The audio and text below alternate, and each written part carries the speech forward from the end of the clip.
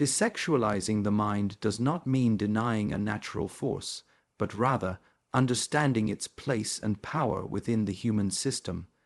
Sexual energy is among the strongest energies within us, and when left unchecked, it dominates the attention, clouds the perception, and reduces clarity. When one's inner world is constantly disturbed by desire, it becomes impossible to sit still, to observe, to become quiet. The first discipline, then, is awareness. Awareness of how often thought returns to craving, to fantasy, to stimulation. This awareness is the foundation of transformation. The uncontrolled mind is like a river during a storm, wild, chaotic, and unable to reflect the sky above. Is not suppression, it is the gentle redirection of the stream. As long as one is ruled by urges, life becomes reactive, not intentional. You become a servant of passing impulses. But once this energy is redirected inward, toward purpose, toward silence, toward mastery, it becomes refined. What was once chaotic becomes concentrated. What was once distracting becomes enlightening. One must understand that desire begins in thought before it becomes a bodily sensation. If you observe your mind closely, you will find that many desires do not originate from within, but are conditioned, planted by images, expectations, and comparisons. To desexualize the mind is to cut the root before the tree grows. The one who sees clearly does not allow the mind to be pulled by every passing attraction. He watches, he lets go, and returns to his center. It is not the external world that disturbs the seeker. It is the undisciplined mind interpreting the world. A person who cannot walk through life without being pulled by images, gazes, or fantasies is like a leaf in the wise sharpens the sword of discernment.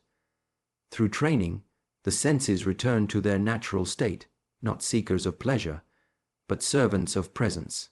The eyes see but do not crave, the mind registers but does not cling. The flame of desire, once understood, becomes a powerful tool.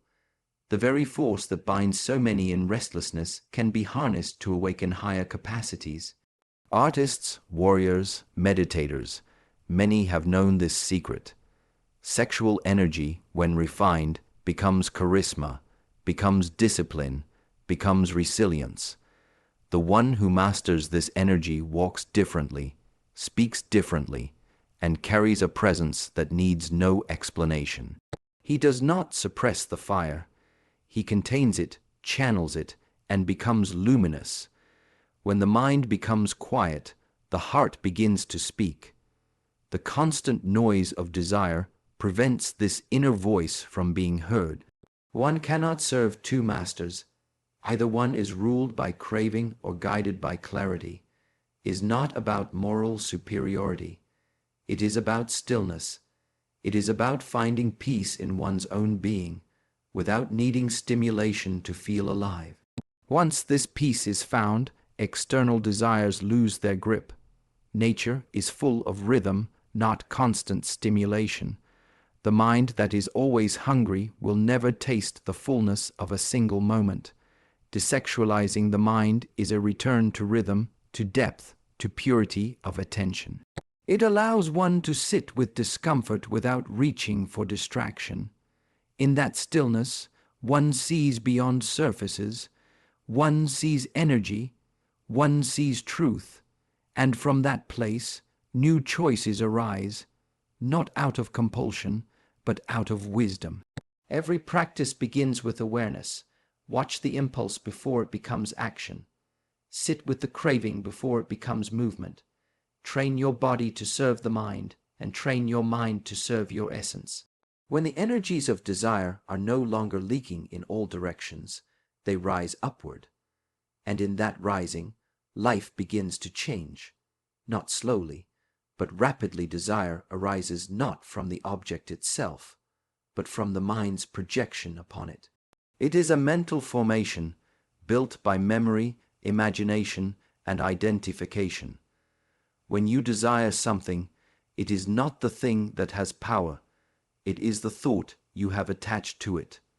This attachment is invisible, yet it shapes behavior, choices, and reactions. What you think you want is often just a reflection of an inner image you fed unconsciously over time. To understand desire is to become aware of the architecture of thought. Every time the mind experiences pleasure, it creates a memory trace. This trace becomes a reference, and the next time a similar situation appears, the mind reactivates it, seeking repetition. This is how craving is born. The experience of wanting becomes a loop.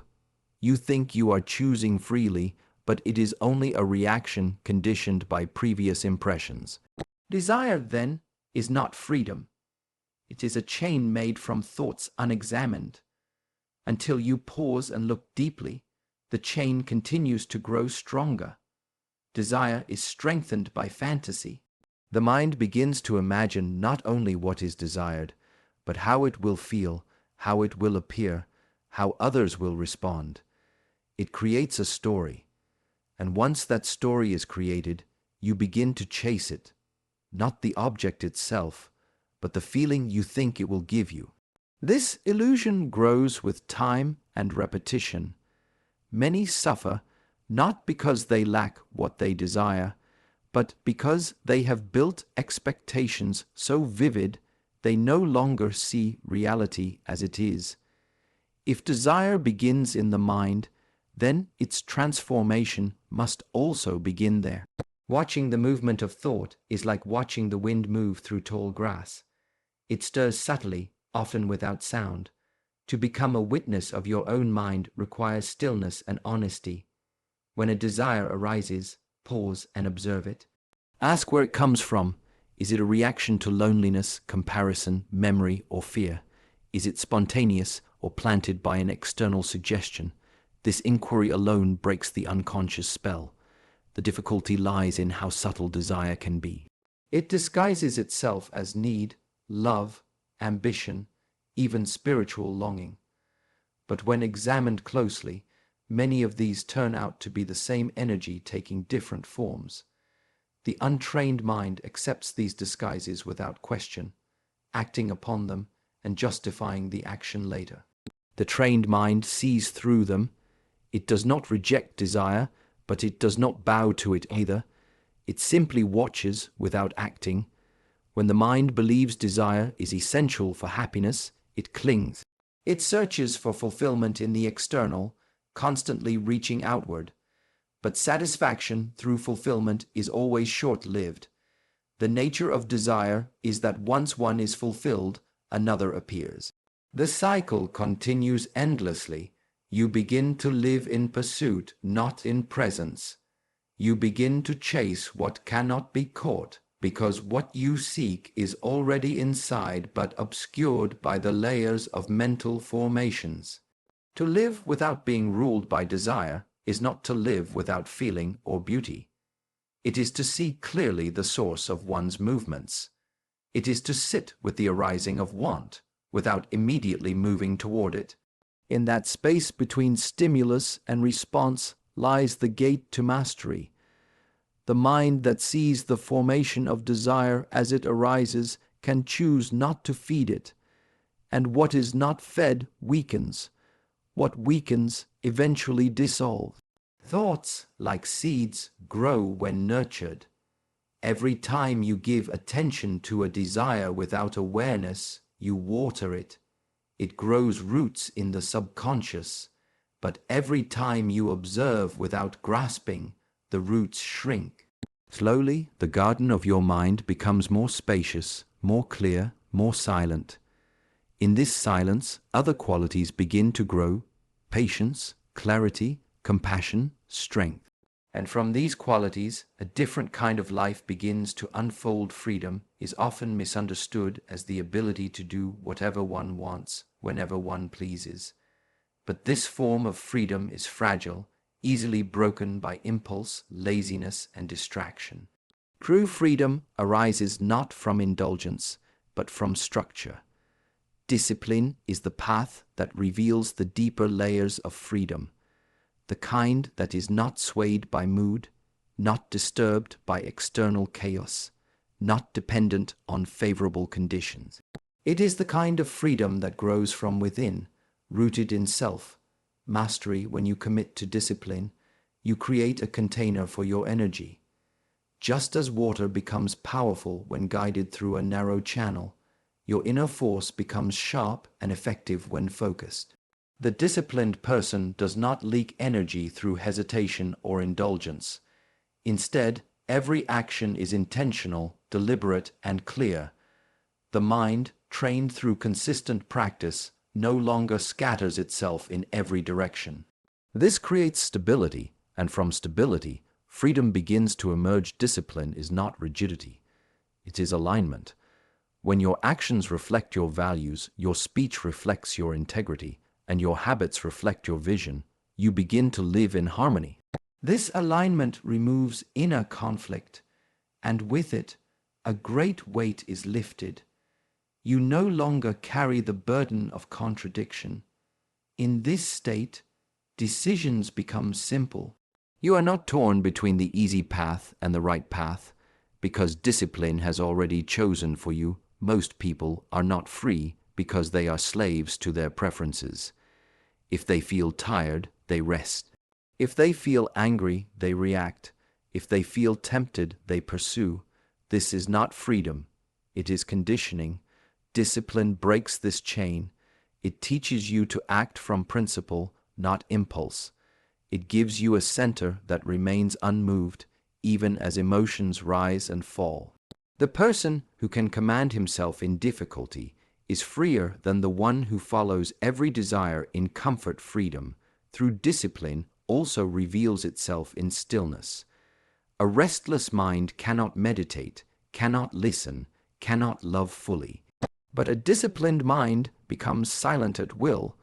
It is not forced into silence. It chooses silence. It can remain undisturbed in the middle of noise, untouched in the middle of temptation. This is a deeper level of freedom, the freedom to not react, to not be shaken, to remain spacious no matter the situation. Discipline brings time under your control. Without it, hours are lost to distraction. Days are consumed by meaningless activity. But with discipline, time expands. You begin to use each moment with awareness. Your work becomes more efficient, your rest more complete. The freedom that comes from this is not just in your schedule, but in your mind. You are no longer bound by urgency because you have trained the ability to stay present and focused. Even the body responds to discipline. It becomes a servant to the will, not a master of it. With consistent training, it learns endurance, posture, breath control. These are not small things. They are tools for spiritual growth. A body that can sit still, move with grace, breathe with awareness becomes an ally in the pursuit of inner freedom. Without this training, the body remains a barrier, always needing comfort, always complaining, always pulling attention away. Ultimately, the freedom you seek outside is a reflection of the discipline you cultivate inside. It is not found in having no boundaries, but in creating the right ones. It is not found in doing less, but in doing the right things consistently. The disciplined person does not wait for motivation. He becomes his own source of direction. And in that self-direction lies a power that no external circumstance can take away. To purify your inner space is to create clarity where there was once confusion, calm where there was once chaos. The mind, left unattended, becomes crowded, filled with thoughts that are not yours, desires you didn't question, and emotions that have accumulated without release. Just as a room must be cleaned regularly to remain livable, so must the inner world be cleared, observed, and organized. Without this cleansing, the mind becomes heavy, slow, and reactive. Many carry within them the noise of the past, old conversations, unresolved emotions, failures, fears. All of them continue to echo in the background, draining energy silently. To purify your inner space is to first become aware of this noise. Sit in silence and listen, not to the world outside, but to what arises within. Only through this confrontation with inner clutter can the process of purification begin. It does not require judgment, only attention. Thoughts are not the enemy, but identification with every thought is what causes turmoil. To observe a thought without claiming it, to let it come and go without being disturbed by it, is the mark of a purified mind. When thoughts no longer stick, the mind becomes like a clear sky, capable of reflecting truth without distortion. Purification is not about emptying the mind, but removing the residue of unnecessary attachments. Emotional clarity is another aspect of inner purity. Many suppress their emotions, hiding anger beneath politeness, hiding sadness behind smiles. But what is hidden does not disappear, it hardens. Over time, these buried emotions form walls inside the psyche, blocking flow, blocking connection. To purify the inner space, emotions must be acknowledged, felt fully, and then released. This requires courage, not control. It is not about appearing calm, but about becoming authentic. One of the greatest pollutants of inner space is constant stimulation. The mind, bombarded with images, sounds, and opinions, loses its ability to rest. It jumps from one thing to another, never finishing, never settling. Purification requires retreat, a time without noise, without input, without comparison. In this space, the mind detoxes. It remembers its original state, quiet, spacious, and alert. Regular periods of stillness are not optional. They are essential. Speech also plays a role in purification. Words carry weight. Each time we speak with anger, gossip, or carelessness, we deposit residue into our own system. Purifying speech means to speak with intention, with honesty, with care. It also means to value silence, not as a lack of expression, but as a form of power. A mind that knows when to be silent is a mind that has been refined by discipline. The body, too, is part of your inner space. The food you eat, the way you move, how you breathe, all of it affects the state of your mind. A cluttered body creates a cluttered mind. Clean food, deliberate movement, conscious breathing, these are physical gateways to mental clarity. You cannot hope for a sharp mind if the body is dull, heavy, or neglected. Purification is holistic. It touches every layer of your being. To purify your inner space is to create room for insight, intuition, and peace to arise naturally. When the old is cleared, the present becomes visible. You begin to respond to life instead of reacting to it. You begin to feel rather than think constantly. You begin to hear the subtleties that were once drowned in noise. The sacred cannot enter a crowded room, and so you make space, not just by removing, but by becoming still, aware, and inwardly free. Energy is never lost. It only moves, transforms, or changes direction.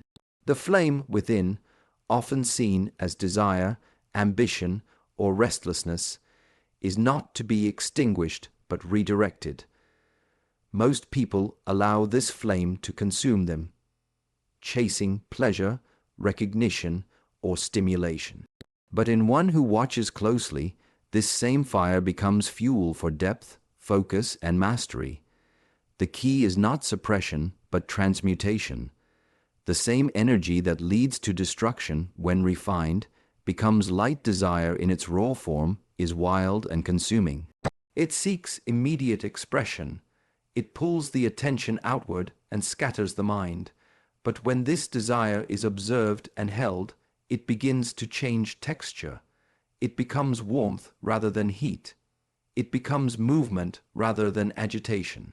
This holding does not mean denial. It means giving the energy new direction.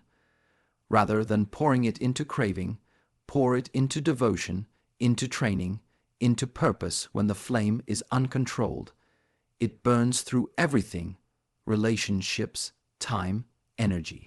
It makes one impatient, reactive, constantly reaching, but a redirected flame becomes a lamp. It gives light without burning. It illuminates the path. This happens through conscious practice. Every time you feel intensity rising, whether it's lust, anger, or craving. Pause. Let the flame rise, but do not let it consume. Guide it. Ask where it can serve something higher. Many great works, movements, and inner breakthroughs were born from the redirection of personal fire. The artist who channels longing into form, the meditator who channels craving into presence, the warrior who channels rage into discipline, each of them has learned to turn the flame inward. They do not waste energy on temporary satisfaction. They refine the flame until it becomes sharp, focused, and transformative. This is not a theory. It is a training. Breath becomes the gateway for this redirection. When fire rises, so does the breath. It becomes shallow, fast, or heavy. By slowing the breath, you cool the fire without killing it. You guide it down into the center, into the belly, into stillness. Through the breath, the body learns to contain intensity rather than collapse under it. This containment is power. Not loud, not aggressive, but unwavering and steady movement is also a tool for redirecting the flame. The body must be engaged, not neglected. Physical discipline transforms agitation into vitality. It turns distraction into expression. The flame, instead of being left to burn in fantasy, is expressed through the precision of form, through posture, through flow.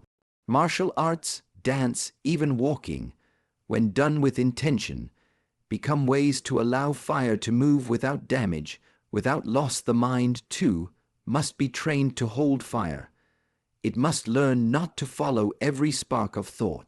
A trained mind sees desire rise and does not obey it immediately. It listens, observes, and responds with wisdom. This ability to witness before acting is what creates freedom from impulse. And the longer the fire is held without being released into habit, the more powerful it becomes. Not destructive, but radiant, not wild, but sacred. Redirecting the flame means becoming the master of your inner energy. It means you decide where it flows, how it is used, what it feeds. You do not put out the fire, but you choose not to be ruled by it. You do not fear intensity, but you refine it. And in this refinement, something new is born. Not just a controlled life, but a luminous one rooted in survival, driven by instinct, seeking comfort, avoiding pain. It is reactive, impulsive, and rooted in repetition. This mind is not wrong. It is ancient, functional, and necessary in its own place. But to live entirely from this level is to remain trapped in cycles of craving and fear.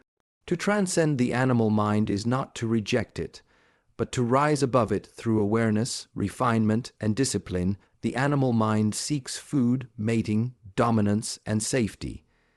It repeats behaviors that once brought pleasure or security, but a human being has the capacity for something greater: reflection, stillness, and conscious choice.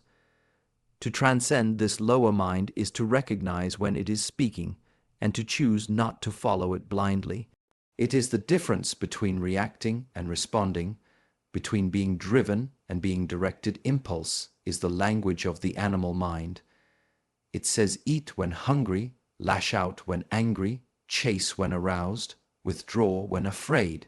These impulses arise fast, loud, and often without warning. But the space between impulse and action is where transformation happens. In that space, you can choose discipline over indulgence, stillness over movement, understanding over reaction. This space must be trained and expanded through inner work. The senses feed the animal mind. What you see, hear, and touch can trigger deep instinctual patterns if the mind is unguarded. When you allow every image, sound, or stimulation to enter unfiltered, you strengthen the grip of lower programming. But when you learn to observe sense impressions without attachment, the mind becomes less reactive. It begins to dwell not in the senses, but in awareness itself. Stillness is unnatural for the animal mind.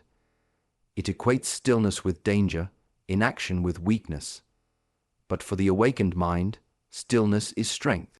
It is in stillness that insight arises, To transcend the animal level, one must train the nervous system to be calm even when uncomfortable, sit in silence, observe discomfort, stay with what arises without needing to change it.